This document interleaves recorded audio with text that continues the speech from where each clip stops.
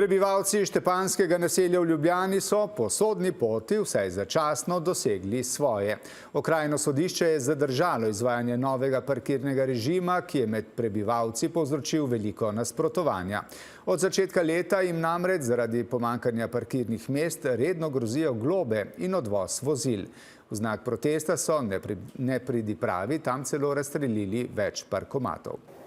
Ja, občina, kot izhaja iz odredbe, od danes na določenih območjih Štepanjskega naselja ne sme več zaračunavati parkirnin, vozil odvažati s pajki in izdajati parkirnih dovolilnic in tako bodo pravnomočne odločitve sodišča. Odredba je namreč, kot rečeno, le začasna.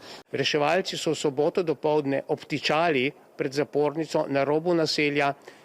Izvleči so morali voziček za pacienta in preteči več kot 100 metrov do lokacije reševanja. To ni edini takšen primer v zadnjem času, v zadnjih dneh. Žalosti nas, da smo se mogli zateči k tako drastičnim ukrepom, ker so sodni postopki.